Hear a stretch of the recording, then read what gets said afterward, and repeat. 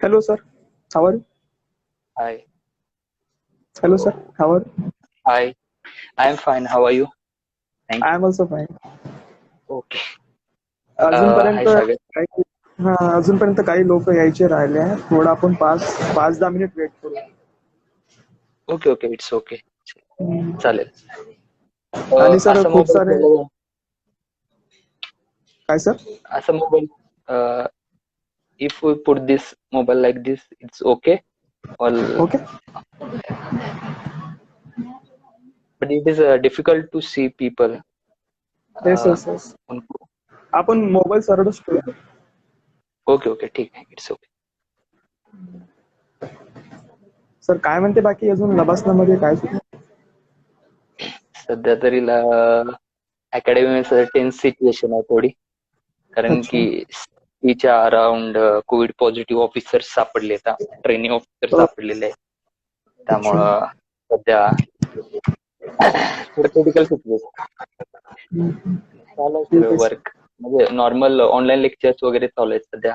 आहे सगळं. अच्छा. All is going on. काही नाही स्टडी. हा? स्टडी माझा पण स्टडी सुरू आहे. हो हो. आपण बोललो त्यामुळे हो. बद्दल. Great great. हो. आणि not is one day efforts की तू एका दिवसात सगळं होऊन जाते. मला जवळपास 5 वर्ष लागली हो सर हे करेक्ट आहे. कम्प्लीट करायला. त्यामुळं म्हणजे मी जेव्हा 2018 स्टार्ट केलं होतं मला वाटायचं की आता लगेच 6 महिन्यात प्रिलिम 6 महिन्यात मेन्स करायची. पण नंतर मग पेपर बघता बघता समजलं की थोडं डिफिकल्ट आहे आणि त्याचा इफेक्ट डायरेक्ट आपल्याला या मध्ये दिसला. डिफिकल्ट तर सगळंच आहे. हो. की आपण कशा प्रकारे याला डील करतो. आय होप तो अदर स्टेटची पण लोक जॉईन करतात.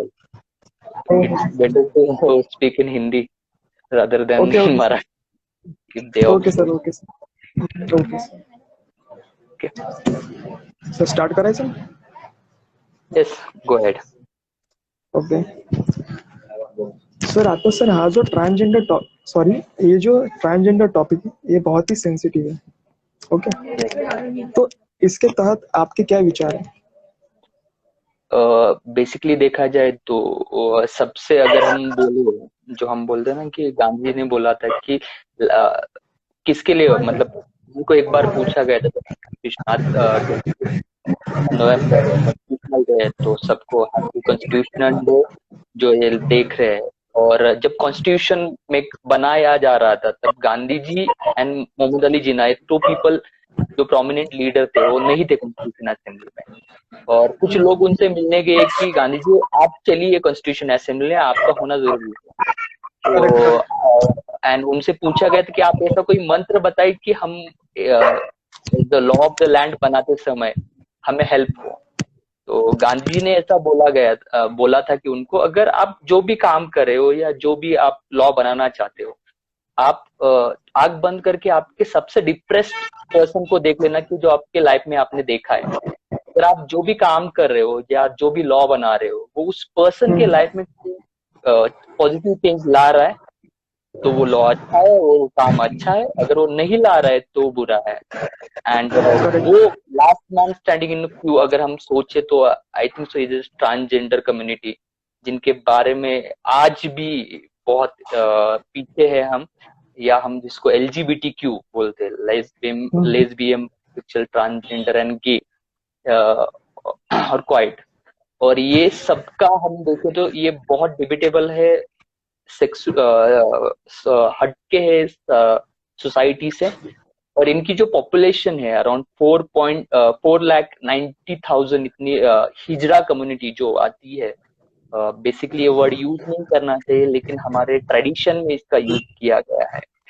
और देखा जाए तो ट्रेडिशनली हिस्टोरिकली हम इनका जो पर्सपेक्ट देखे तो महाभारत में भी इनका जिक्र मिलता है। ये हमें बाद में जाके जो मुगल रूलर्स आए इनके हरम में भी ये बहुत सारे लोग ट्रांसजेंडर रहते थे।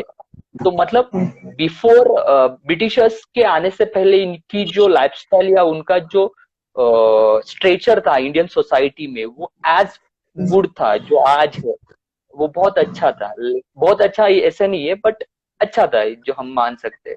लेकिन धीरे धीरे जैसे ब्रिटिशर्स ने लाया 1860s का सेक्शन 377 जो आईपीसी में था, उस सेक्शन के हिसाब से हम देख सकते हैं कि उनके मतलब homosexual marriages and homosexual relationship, sexual relationship जिनको क्रिमिनलाइज किया गया ब्रिटिशर्स ने, मतलब वहां से डिक्लाइन चालू हुआ इनके कम्युनिटी। और सबसे ज्यादा मतलब हम देखा जाए तो 99% लोग इसको रिजेक्ट करते हैं सोसाइटी व्यू करेक्ट में। हम करेक्ट। उनको रिजेक्ट, 99% लोग इनको मानते ही नहीं है कि कम्युनिटी का पार्ट है।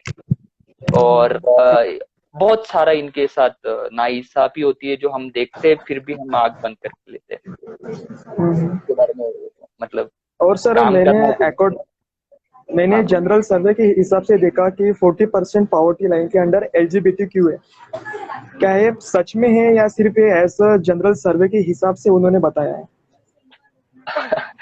अभी देखा जाए तो ये जनरल सर्वे मुझे पता नहीं किस सोर्स से आपने लिया है, अकॉर्डिंग टू। लेकिन मुझे लगता है कि इट्स मोर देन दैट। क्योंकि okay. Most of the transgender community के पास ना ही आधार कार्ड है, ना ही वो सेंसस में आते हैं, ना ही वो किसी सर्वे में आते हैं, ना ही उनके पास लीगल डॉक्यूमेंट्स है, ना उनके पास आधार कार्ड, रेशन कार्ड है। तो हम उनका सर्वे बनाएंगे तो कैसे? क्योंकि उनके पास ना ही खुद के हाउसेस है, एक अलग से करेक्ट कम्युनिटी में रहते हैं। तो हम करेक्ट। मान सकते हैं कि 40% नहीं, ये बहुत ज्यादा हो सकता है। अगर 99% हम उनको डिस्कार्ड करें, 99% जो ट्रांसजेंडर है वो बोलते हैं कि हम सोसाइटी, ये टाइम्स ऑफ इंडिया का सर्वे, ये मेरा नहीं है, टाइम्स ऑफ इंडिया ने बोला था एक कि उनको सक्लूड किया गया है। तो ये मोर देन 40% हो सकता है पॉवर्टी, क्योंकि ना ही उनके पास एजुकेशनल अपॉर्चुनिटीज है, एम्प्लॉयमेंट अपॉर्चुनिटीज है, ना ही उनको पार्टनर चूज करने की अपॉर्चुनिटीज है, ना ही प्रॉपर्टी राइट्स है, ना ही लीगल डॉक्यूमेंट्स है। अगर उनके आपके पास डॉक्यूमेंट ही नहीं है तो आप इंडिया में सिटीजन ही नहीं है, और सिटीजन ही नहीं है तो आपको कोई राइट्स ही नहीं है, तो आप पॉवर्टी करेक्ट। लाइन में है, पॉवर्टी लाइन में ही नहीं आते, कैलकुलेशन में ही नहीं आते। तो मोर देन दैट हो सकते हैं। एंड सर इस एलजीबीटी के कम्युनिटी के लिए फैमिली सपोर्ट बहुत ही इम्पोर्टेंट है, तो इसके बारे में आपके क्या विचार फैमिली मतलब ये इम्पोर्टेंट है, क्योंकि फैमिली अगर एक्सेप्ट कर लेती है तो ही सोसाइटी एक्सेप्ट करेगी। अगर फैमिली है? ही स्टार्ट करती है, फैमिली ही डिस्क्रिमिनेशन स्टार्ट आपके साथ करती है, तो it's difficult to cope up with the society. क्योंकि सोसाइटी शुरुआत कहाँ से होती है? स्टार्ट फ्रॉम इंडिविजुअल, सोसाइटी चालू होती है, और it's correct. It's basic unit of society is family. And अगर फैमिली आपके साथ हो तो it's difficult to cope up with the society. And मैं इसका एक एग्जांपल देना चाहता हूँ। स्नेहल करके एक मैंने सत्यमेव जयते में देखा था, एक लेडी थी, उनके बारे में कि उनके फैमिली ने एक्सेप्ट किया, मतलब वो लड़के थे, बाद में उनका सेक्सुअल ट्रांसफॉर्मेशन सर्जरी किया गया, एंड देन वो लड़की बनी, एंड देन वो एक सक्सेसफुल राइटर है आज हमारे बॉलीवुड करेक्ट। इंडस्ट्रीज में। तो हमें पता चलता है कि उनकी फैमिली सपोर्ट की, उसलिए वो कर पाए।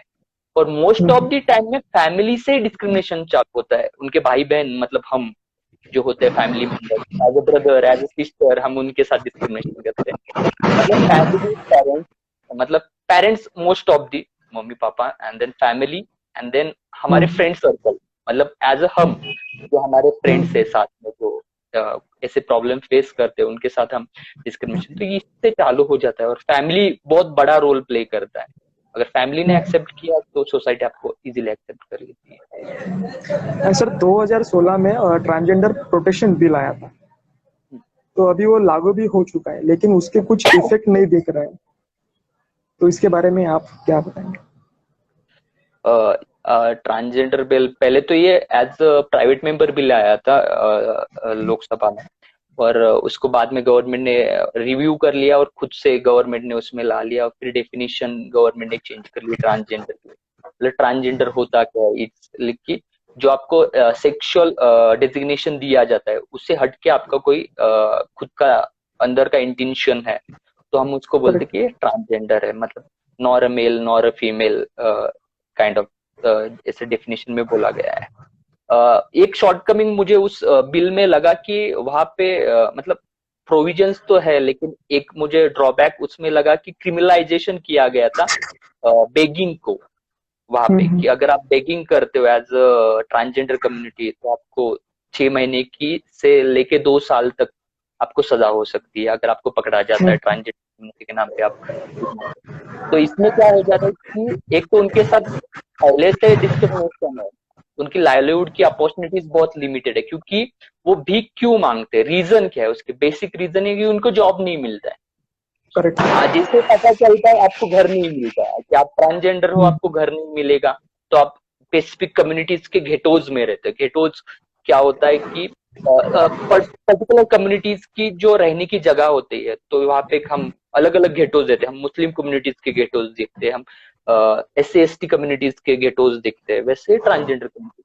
तो आप रहने करेक्ट। की जगह नहीं दे रहे, आप एम्प्लॉयमेंट नहीं दे रहे, और साथ में साथ उनका मतलब वो चोरी करने से अच्छा है कि बेगिंग करे।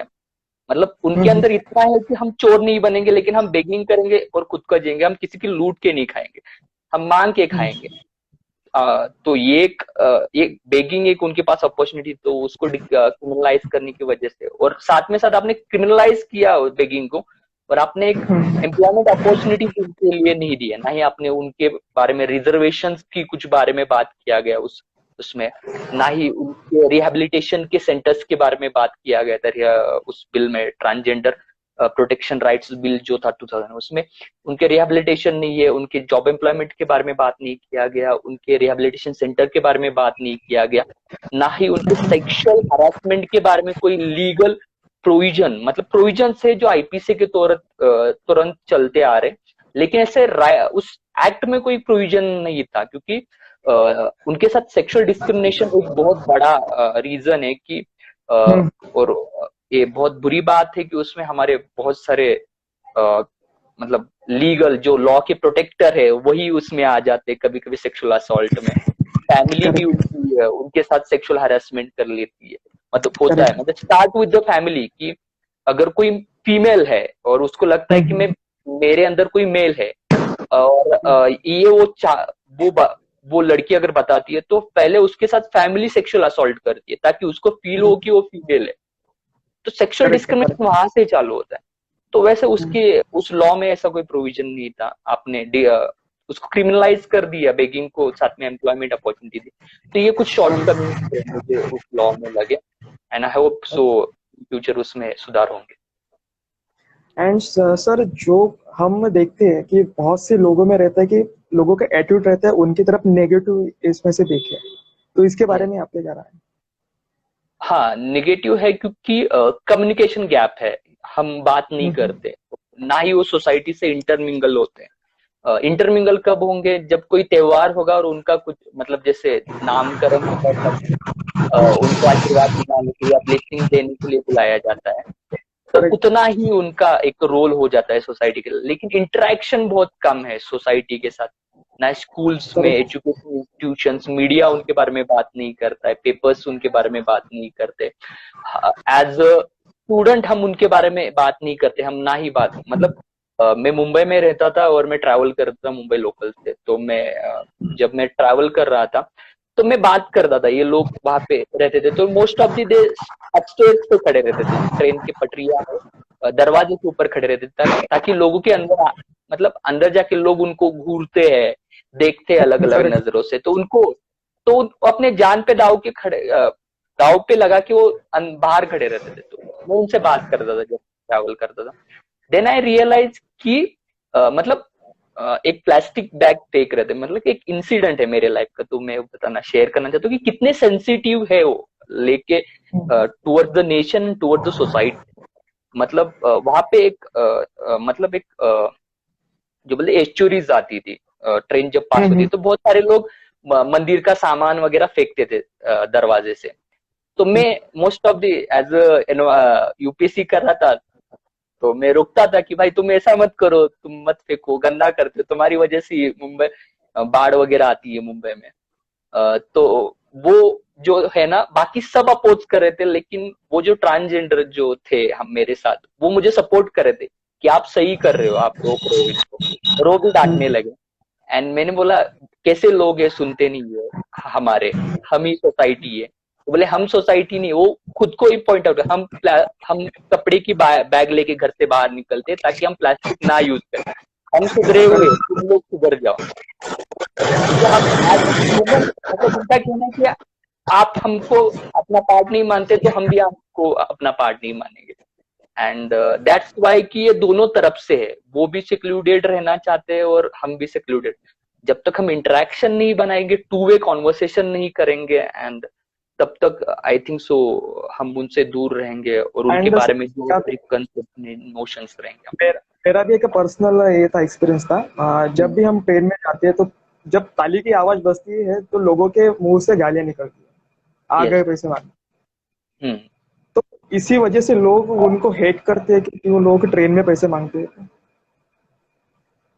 ऐसा नहीं, ट्रेन में पैसे मतलब बहुत सारे लोग अलग नजरिए से भी देखते हैं, बट ट्रेन में मतलब एक है कंसेप्शन कि वो पैसा मतलब हम उनके तह तक नहीं जाते, मतलब लोगों को एक्चुअल प्रॉब्लम नहीं पता है क्यों वो पैसे मांग रहे हैं, क्योंकि उनके पास मतलब कुछ फौज लोग रहेंगे, ऐसा नहीं है। हम जनरलाइज थिंक क्या कर रहे थे कि इनको कमाने की आदत नहीं है इसलिए भीख मांग रहे। करेक्ट। तो मतलब एक थिंग है कि किसी भी पर्सन के लाइफ की सबसे बुरी कंडीशन क्या है, तो बेगिंग। अगर वो भीख मांग रहा है मतलब उसके पास के सारे अपॉर्चुनिटीज खत्म हो रहे, तभी उसने वो चूज किया है। अगर हमारे पास सब कुछ अच्छा है तो हम भीख नहीं मांगेंगे, हमारे पास एजुकेशन अच्छा है, एम्प्लॉयमेंट अपॉर्चुनिटीज है, हम कुछ ना कुछ तो काम करेंगे लेकिन बेगिंग नहीं करेंगे। लेकिन उनके पास वो भी अपॉर्चुनिटीज नहीं है, इसके वजह से उनको वो चूज करना पड़ेगा। एंड सर और जैसे हाँ, national commission for SC ST है, तो इसके हाँ, हिसाब से एक नेशनल कमीशन फॉर ट्रांसजेंडर होना चाहिए या नहीं होना चाहिए, या उससे अच्छा कुछ होना चाहिए? हम SC ST कमीशन बना के ये चेंजेस मुझे नहीं लगता आना चाहिए। जो भी इंस्टेंस अभी अवेलेबल लॉज है, हम उसको भी अच्छी तरीके से इम्प्लीमेंटेशन, मतलब हमारे यहाँ पे लॉज की कमी नहीं है, हमारे यहाँ पे कमीशंस की कमी नहीं है, हमारे यहाँ पे कमिटीज की कमी नहीं है, ना ही हमारे पास इंफ्रास्ट्रक्चर की कमी। प्रॉब्लम आ जाता है इम्प्लीमेंटेशन में, प्रॉब्लम आ जाता है हमारे यहाँ पे। जो बोलते हैं ना कि हम सिंपैथी तो दिखा देते कि उनके साथ बुरा हो रहा है, लेकिन हम इम्पैथी नहीं दिखा पाते, हम उनके जगह पे जाके नहीं देख पाते। जिस दिन as a person, as a community, as a civil servant, as a me, as a you, as a NGO, आप जो काम कर रहे, जब तक आप उनके जगह पे जाके हम सोचेंगे नहीं, तब तक ये बदलाव नहीं आएगा। तो कमीशन बना के कुछ ऐसा बड़ा चेंज होगा ऐसा नहीं है, बट उनका रिप्रेजेंटेशन, मुझे लगता है कि चेंजेस आएंगे उनके रिप्रेजेंटेशन बढ़ाने से पॉलिटिकल इसमें, क्योंकि हाँ एक ही MP आई थिंक तो है जो 2000 में बने थे, मेंबर ऑफ पार्लियामेंट बने थे, जो ट्रांसजेंडर कम्युनिटी के थे, एंड बहुत कम उनका पॉलिटिकल पार्टिसिपेशन है। हम उनको पॉलिटिकल पार्टिसिपेशन बढ़ा सकते हैं, एजुकेशन में, सिविल सर्विसेज में बहुत कम है, क्योंकि ट्रांसजेंडर नहीं थे पहले सिविल सर्विसेज में। अभी सुप्रीम कोर्ट का जो नालसा जजमेंट था उसके बाद थर्ड जेंडर उनको सबको ट्रांसजेंडर बुलाया जा रहा है, तो उनको राइट मिला कि हम सिविल सर्विस में ऑप्ट हो सकते हैं। तो उनको अगर उनको रिजर्वेशन दिया जाए एक पर्टिकुलर, क्योंकि जैसे मैं एक राइट तमिलनाडु का देखूंगा कि तमिलनाडु गवर्नमेंट ने जो स्टेप्स लिए कि ट्रांसजेंडर वेलफेयर बोर्ड बनाया गया, वैसे कुछ काम हो, ट्रांसजेंडर वेलफेयर बोर्ड बनाया जाए, और सिर्फ बोर्ड नहीं बनाया उन्होंने, वैसे ट्रांसजेंडर के लिए अलग से पॉलिसीज बनाई, और उस पॉलिसी का अगर आप देखोगे ना तमिलनाडु का अगर मॉडल सर्च करोगे, तो उसमें बहुत अच्छी अच्छी बात है कि एजुकेशन इंस्टीट्यूट में रिजर्वेशन दिया गया, एजुकेशन एम्प्लॉयमेंट में रिजर्वेशन दिया गया उनको, उनको ओबीसी, साथ में कर्नाटका ने भी उनको ओबीसी में रिजर्वेशन दिया। तो ऐसे स्टेप्स आने चाहिए, सिर्फ बोर्ड बना के कमीशन बना के कुछ नहीं होता है। ना ही आज तक अनटचेबिलिटी खत्म हुई है, ना ही SC ST के अगेंस्ट अट्रॉसिटीज खत्म हुई है हमारे साथ। कमीशन, ह्यूमन राइट कमीशन है, फिर भी हमारे यहाँ पे ह्यूमन राइट के वायलेशंस होते हैं। तो कमीशन बना के नहीं है, ग्राउंड रियलिटी पे जब तक हम पॉलिसी इंप्लीमेंटेशन नहीं करेंगे, तब तक ये बदलाव लाना बहुत डिफिकल्ट है। यानी कि हमें ग्रास रूट लेवल से करना चाहिए कि यस, उनके हमें ग्रासरूट, इमोशन को समझ के फिर उसके बाद प्लानिंग बनाना चाहिए, पॉलिसी बनाना चाहिए। Yes yes, both the way होना चाहिए, टॉप टू डाउन और बॉटम अप अप्रोच होना चाहिए, मतलब ऊपर से भी आना चाहिए और नीचे से कौन आएंगे? NGO, self help group, okay. Society नीचे से आएंगे, ऊपर से गवर्नमेंट आएगी, पॉलिटिशियंस आएंगे, पब्लिक सर्वेंट आएंगे हमारे जैसे, तो उससे काम होगा, एक टू वे होगा। अच्छा। एंड सर मैंने नवंबर 2019 में मैंने एक न्यूज पढ़ी थी कि उत्तर प्रदेश में फर्स्ट इंटरनेशनल ट्रांसजेंडर यूनिवर्सिटी बनने जा रही है। उसके हाँ, तहत क्लास 1 से पीएचडी लेवल तक जिनको पढ़ना है, जो ट्रांसजेंडर कम्युनिटी की है, तो वो वहाँ पे पढ़ सके। तो इसके मुताबिक आपका क्या कहना है? ये बहुत अच्छा स्टेप है गवर्नमेंट ने जो लिया है कि आपको फर्स्ट स्टैंडर्ड से लेकर आपको पीएचडी तक अलग जगह पे पढ़ाया जाएगा। तो एक है कि आप इंक्लूडेड रहोगे तो एक आपके साथ डिस्क्रिमिनेशन नहीं होगा, ये अच्छी बात है। बट प्रॉब्लम ये हो जाएगी कि आप पीएचडी के बाद भी आपके साथ डिस्क्रिमिनेशन तो होगा ही। तो जब तक हम उनको इंटीग्रेट नहीं करेंगे सोसाइटी के साथ, हम नॉर्मल मतलब हम आज भी जेंडर वाइज जेंडर डिस्क्रिमिनेशन भी है, ये ट्रांसजेंडर डिस्क्रिमिनेशन की बात है। जेंडर डिस्क्रिमिनेशन कितने सालों से चल रहा है? आज भी हमारे पास 23% वुमन से पार्टिसिपेट करती है लेबर फोर्स में।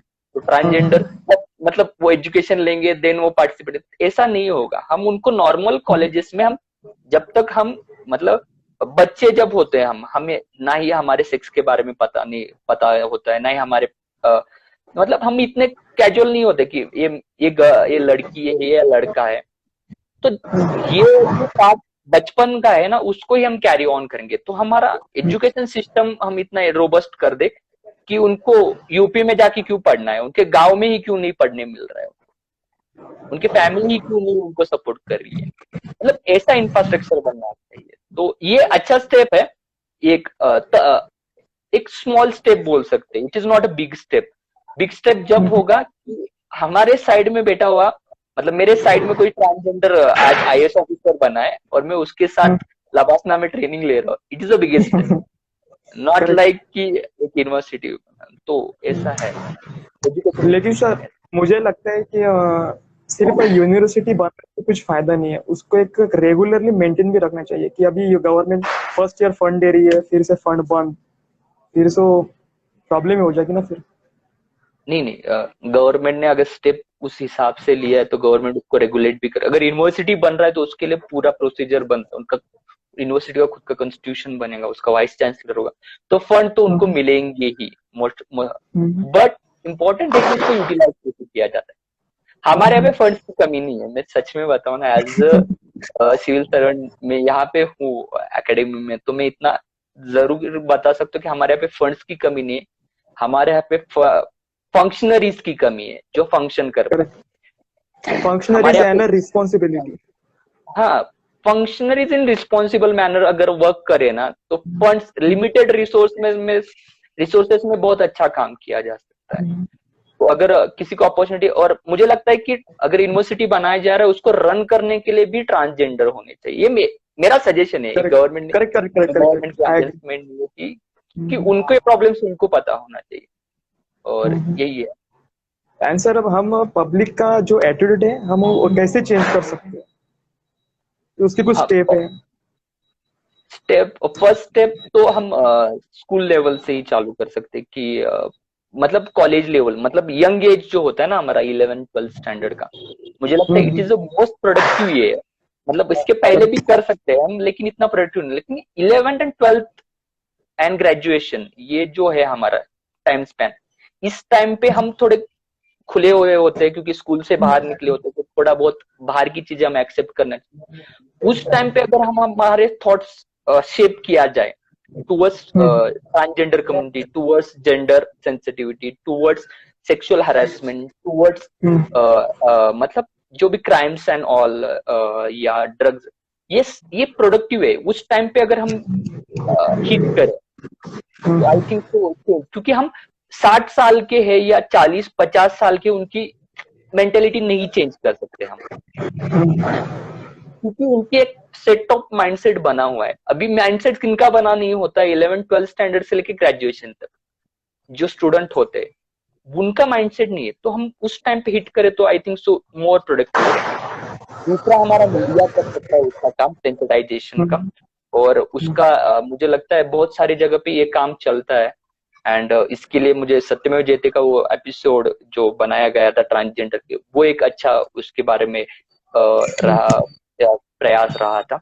मीडिया एक रोल प्ले कर सकता है, द सिविल सर्वेंट जो भी ऑफिशियल्स है, कॉन्स्टिट्यूशन में तो लिबर्टी, इक्वालिटी, फ्रेटर्निटी हम कॉन्स्टिट्यूशन डे में वो ले लेते हैं, तो उसको एक्चुअल इम्प्लीमेंटेशन में जब आएंगे ना उनकी सोच में, और आई थिंक सो एकेडमी उसमें बहुत अच्छा रोल प्ले करी है। अभी हमें, मैं इतना बोल पा रहा हूँ क्योंकि हमारे वैसे सेशंस होते हैं, ट्रांसजेंडर कम्युनिटी के बारे में हमें पढ़ना पड़ता है, हमें सिखाया जाता है कि एज अ ब्यूरोक्रेट आपको कैसी थॉट प्रोसेस रखनी है और कैसे आपको डील करना है। तो ये एक अच्छी बात है कि हम एक सिविल सर्वेंट इसमें, एंड फॉर द मोस्ट मुझे बहुत अच्छा लगता है कि इंडिविजुअल लेवल पे जो सबसे इम्पोर्टेंट है कि हम अपने आप में, हम सोसाइटी में, मतलब चैरिटी बिगेन्स एट होम जैसे बोलते हैं ना, कि वैसे घर से शुरुआत करनी है, और घर में भी खुद से शुरुआत करेंगे तो ही हम इसमें बदलाव ला पाएंगे। And sir as a NGO हमें कैसा वर्क करना चाहिए, हमें कौन से प्रोग्राम लेने चाहिए?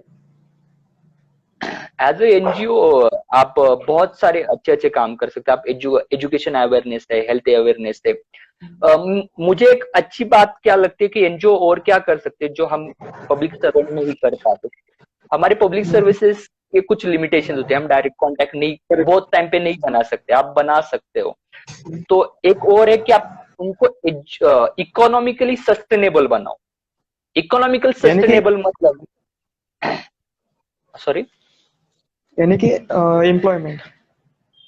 Employment is one of the thing. सिर्फ जॉब देना एम्प्लॉयमेंट नहीं है, उनका इकोनॉमिकल बैकिंग बनाना, उनकी आईटी रिटर्न्स फाइल करना, उनके मतलब कितना भी कमाए उनके आईटी रिटर्न्स रहेंगे ना, क्योंकि उनको अगर इकोनॉमिकल लोन मिल रहा है तो किसी के पास पैसे नहीं मांगे। फॉर एग्जाम्पल उनको पेमेंट मिल रहा है लेकिन खर्चा हो रहा है, फॉर एग्जाम्पल, और कुछ सेविंग ही नहीं है उनकी, तो आप उनको जॉब देके फायदा ही क्या है कि उनके सारे पैसे जा रहे हैं वैसे। जब उनके पूरे आप इकोनॉमिकल रिकॉर्ड्स मेंटेन करोगे, उनके आईटी रिटर्न फाइल करोगे डेली के, मतलब उनको इकोनॉमिकल इम्पावर बोलते हैं हम, इकोनॉमिकल इम्पावर बनाना, ताकि जब उनको कोई ऐसी सिचुएशन आए कि मुझे बिजनेस करना है और मेरे पास पैसे नहीं है, तो वो क्या, बैंक में जब भी आप लोन लेने जाते हो आपको क्या पूछा जाता है? फर्स्ट होता है आपकी आईटी रिटर्न है, फर्स्ट क्वेश्चन पूछा जाता है, नहीं है। मोस्ट ऑफ द 90% इंडियंस के पास आईटी रिटर्न्स नहीं है हमारे, और उसी के वजह से मनी लेंडर्स के प्रॉब्लम से, उसी के वजह से हमारे फार्मर्स सुसाइड है, Marathwada and other region, 1 lakh से ज्यादा farmer suicide, committed suicide. Region क्या है कि हमें मनी लेंडर से फिर जाना पड़ता है उनको, और फिर वो ट्रैप में फंस जाते हैं और उससे बाहर नहीं निकल पाते। तो एक दूसरा एनजीओ कर सकता है कि उनको इकोनॉमिकल इम्पावर बना सकता है, एम्प्लॉयमेंट प्लस उनकी IT returns and economical sustainable, उनकी हेल्थ इश्यूज, उनके हेल्थ के बारे में, मतलब बहुत सारे जो ट्रांसजेंडर्स है, most of the indulge in sex work, क्योंकि ना उनके पास अपॉर्चुनिटीज है, बेगिंग से अच्छा है सेक्स वर्क, खुद का देह बिक्री करके वो पैसे कमा लेते। मतलब ये जो बहुत मतलब एक बुरा नहीं है, लेकिन उनके लाइफ के लिए सच में, तो उनके लिए हेल्थ एजुकेशन, उनके लिए रिहेबिलिटेशन सेंटर्स, अगर आप खुद नहीं रन कर सकते, आप किसी ऐसे के साथ टाइप करके जिनका खुद का पहले से रिहेबिलिटेशन सेंटर है उनसे अटैच कर सकते हो। फॉरमोस्ट एजुकेशन एक उनके लिए, फिलहाल वो नहीं ले सकते, उनके बच्चों के लिए। मैरिजेस उनका बहुत बड़ा इश्यू है, क्योंकि एक तो उनके marriages, divorce and adoption legalize नहीं है हमारे कंट्री में। अगर उसके लिए अगर एनजीओज एंड सिविल सोसाइटी आवाज उठाए, कि हम एज अ गवर्नमेंट सर्वेंट हम नहीं उठा सकते ये, हम रिफॉर्म्स ला सकते हैं, लेकिन internal reforms and external pressure दोनों अगर साथ में कोप अप करेंगे then it's give maximum result. तो एक्सटर्नल कौन लेगा? एसएचजीज एंड एनजीओज, तो वो लीगल फॉर्मेट में भी काम कर सकते हैं, जैसे आईपीसी में कोई प्रोविजंस लाना उनके सेक्सुअल डिस्क्रिमिनेशन के या उनके सेक्सुअल हरासमेंट के लिए, साथ में साथ उनके जो मतलब उनके डेफिनेशंस, उनके रिहेबिलिटेशन सेंटर, उनके हाउसेस के लिए, उनके स्कीम्स बनाने के लिए गवर्नमेंट को फोर्स करना। आप एज ए एनजीओ वो बहुत अच्छा काम कर सकते हो आप, ये मुझे लगता है। Sir as a emotional connectivity is important with the family, मतलब sorry, emotional connectivity emotional connectivity with the family. Transgender community का यस यस। particular। हाँ, क्योंकि इमोशनल कनेक्टिविटी, क्योंकि फैमिली डिस्क्रिमिनेट कर देती तो उनका इमोशनल कनेक्टिविटी बहुत कम हो जाता है फैमिली के साथ।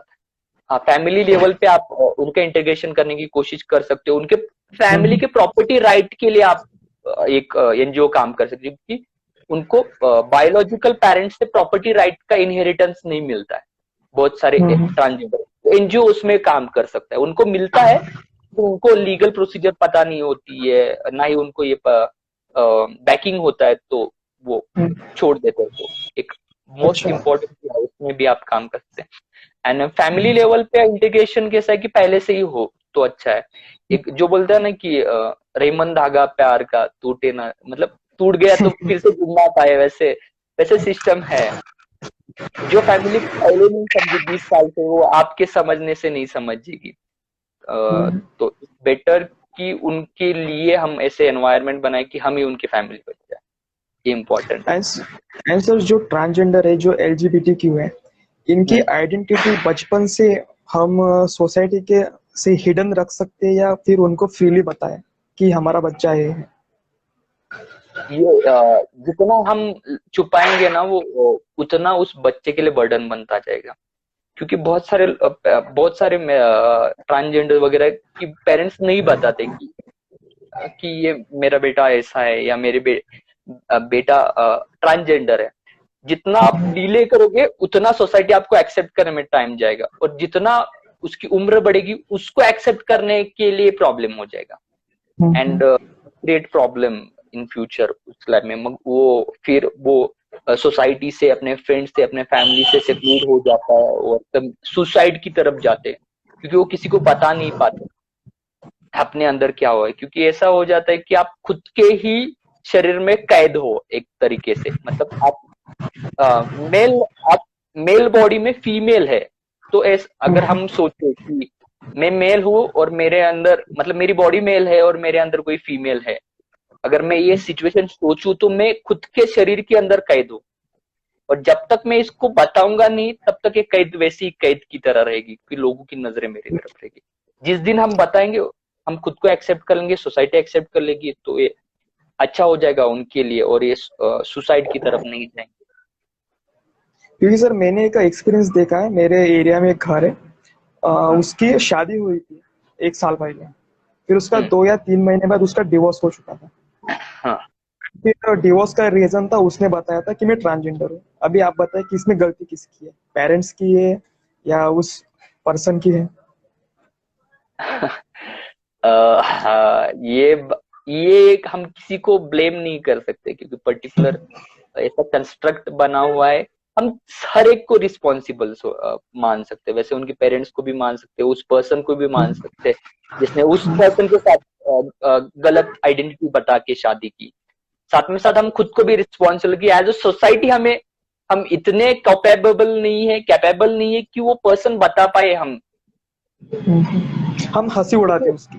हाँ, हंसी मतलब सबसे ज्यादा हंसी उस पर्सन को डर इस बात का लगता है कि मेरा तो हंसी उड़ाया जाएगा, साथ में साथ मेरे फैमिली का उड़ाया जाएगा, फैमिली प्रेस्टीज हर्ट होगा, सोसाइटल स्टेटस कम हो जाएगा। जो हमारे यहाँ पे सो कॉल स्टेटस लगा के रखा है ना कि आप इतना कमाओगे, आप गवर्नमेंट सर्विस में रहोगे, आप इस कम्युनिटी से बिलोंग करते हो, सो कॉल्ड सोशल स्टेटस जिसको हम बोलते हैं, जो हमने लगा के रखा है। हम ह्यूमैनिटी को अहेड ना रखते हुए, हम as a community and individual, मतलब इंसानियत पीछे जाती है और हम अपने बॉन्डिंग्स को आगे लेके आते हैं।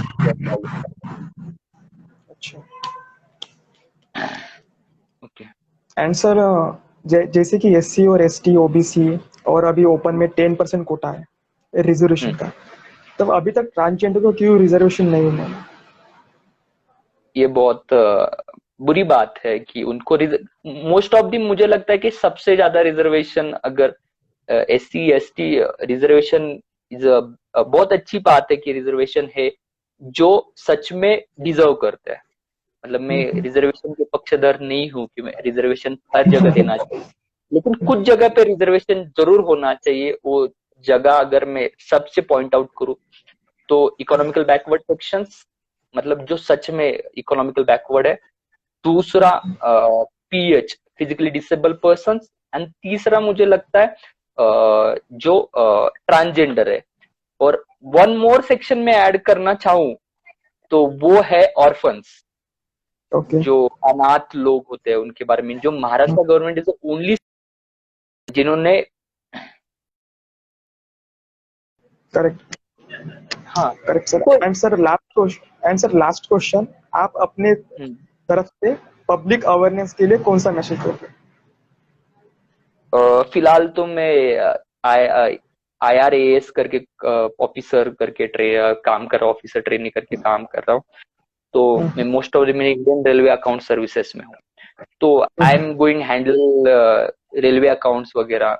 तो मैं जिस ऑर्गेनाइजेशन में काम करूंगा, और मुझे पता है कि railway is one of the prime employment generating PSU, या हम बोल सकते हैं ऑर्गेनाइजेशन है गवर्नमेंट की। तो मैं अगर चेंजेस ला सके कि ट्रांसजेंडर कम्युनिटी के लिए मैं कोई एम्प्लॉयमेंट अपॉर्चुनिटीज रेलवेज में क्रिएट कर सकूं। एंड मैं ट्रेन्स में हम देखते हैं कि बहुत जगह पे वो बेगिंग वगैरह उनका चलता है, बहुत ज्यादा ट्रांसजेंडर हम देखते हैं ट्रेन्स में। सबसे बड़ा हब है ट्रेन्स बेगिंग का उनका। अगर मैं उनको प्रोडक्टिव वे में इंडल्ज कर सकूं तो ये मेरे लिए बहुत बड़ी बात है। जैसे मैं मोहम्मद यूनिस को आपने सुना होगा, बांग्लादेश के, उन्होंने ग्रामीण बैंक कंसेप्ट चलाया था। आई होप सो मैं उनके लिए ऐसा कुछ कर पाऊँ। तो कंसेप्ट ऐसा था ना कि मतलब मैं शॉर्ट में बताना चाहता हूँ कि उन्होंने बेगर्स को बुलाया कि आप मेरे पास आ जाओ, मैं आपको 1000 रुपीज दूंगा और फ्री मिलेंगे, आपको कुछ डॉक्यूमेंट्स वगैरह देना नहीं है, सिर्फ आप बेगिंग कर रहे हो ये जरूरी है, और आपको 1000 रुपए मिलेगा। तो उन्होंने पहले 1000 लोगों के लिए रखा था, एंड अराउंड 10,000 कुछ लोग आए उसमें से। और 10,000 लोग आए जो, क्योंकि 1000 रुपीज मिल रहा है तो 1000 रुपीज दिया। तो उन्होंने क्या बोला कि 1000 रुपीज का तुम कुछ बिजनेस करोगे, कुछ खरीदोगे कुछ बेचोगे, कुछ खरीदोगे कुछ बेचोगे। तो ऐसा ही हुआ। और फिर बाद में 1 साल के बाद सर्वे किया गया, तो उन 10,000 लोगों में से 1000 लोगों ने बेगिंग छोड़ दिया था। अच्छा। एंड दे स्टार्टिंग बिजनेस यानी कि उनका कर रहे थे। एटीट्यूड एटीट्यूड नहीं, उनके पास कैपिटल ही नहीं था इतना बड़ा 1000 रुपीज भी कि वो अब खुद का पेट भी भर पाए और बचे हुए सरप्लस में कुछ बिजनेस भी कर पाए। तो एक वो 1000 रुपीज से उनके पास क्या मिला, वो क्या कर रहे थे, हर जगह भीख मांगने जा रहे थे। तो अभी क्या कर दिया उन्होंने कि कुछ खरीदा, कि मुझे भीख मत दो, ये मेरे से चीजें खरीदो। करेक्ट। हाँ, तो लिस्ट बनाने लगे कि तुम्हें क्या चाहिए, हाँ तुम्हारे घर में ये लगता है मैं ला के दे दूंगा, तुम्हें जाने की जरूरत नहीं, तो उससे तुम्हारा, तो ये होता है, मतलब ये प्रोडक्टिव चेंज होता है। मतलब उसके लिए तुम्हें कुछ अलग करने की जरूरत नहीं है। ये बहुत अच्छे अच्छे मॉडल्स है जो हम दुनिया में पहले से, इंडिया में भी है, बाहर भी है, वर्ल्ड में, भारत में भी है, और उनको अच्छे से इम्प्लीमेंट कर पाए। आई होप सो मैं उनके लिए कुछ ऐसा कर पाऊँ। एंड आप जरूर। एंड इट्स माय थॉट कि मैं उनके लिए इसे करूं। एंड थैंक यू फॉर कि बहुत बहुत इम्पोर्टेंट इशू आपने फर्स्ट लाइव सेशन में उठाया आपके। एंड मुझे थैंक यू ऐसा, सर, आपने आपकी मूल्यवान समय हमें सारे फाउंडेशन को दिया। हम आपके जीवन भर आभारी रहेंगे। नहीं नहीं ऐसा आभारी वगैरह कुछ नहीं, आप अच्छा काम करो। इट्स माय प्रिविलेजेस कि आपने सारे फाउंडेशन के लिए, फर्स्ट टाइम में किसी फाउंडेशन को लाइव सेशन दे रहा हूँ। एजुकेशनल वगैरह यहाँ पे मैंने बहुत जगह पे दिया है, स्पीचेस दिए है, बट इट्स ग्रेट ऑनर मुझे इस विषय पे। और आज डे भी है 26 नवंबर, constitutional day. And the great constitution maker, हमारे जो फाउंडिंग फादर है डॉक्टर बाबा साहेब अम्बेडकर, उनको याद करने का दिन है। एंड उन्होंने जो सपना सोचा था कि हम जिस समय हमारा संविधान बना रहे थे कि इस तरीके से हमारा देश होगा, प्रियम्बल में fraternity, liberty, equality and socialist democratic, जो हमारे प्रिंसिपल से हम इन सर्विस आगे जाके मैं उसको इम्बाइब करेंगे। एंड आई होप सो जो भी ये आपका वीडियो देखेंगे या लाइव सेशन देख रहे हैं, उनको मैं बेस्ट ऑफ लक बोलूंगा। And keep it up your जो आप वर्क आपके एनजीओ के थ्रू कर रहे हो। इन फ्यूचर आपको कभी मेरे से हेल्प हो पाई, आपको कोई जरूरत हो आपके एनजीओ को, ऑलवेज वेलकम। अगर वो मेरे थैंक यू सर। दायरे में आती है तो मैं जरूर हेल्प करूंगा उसके लिए। Thank you sir. Thank you so much. Thank you. Thank you.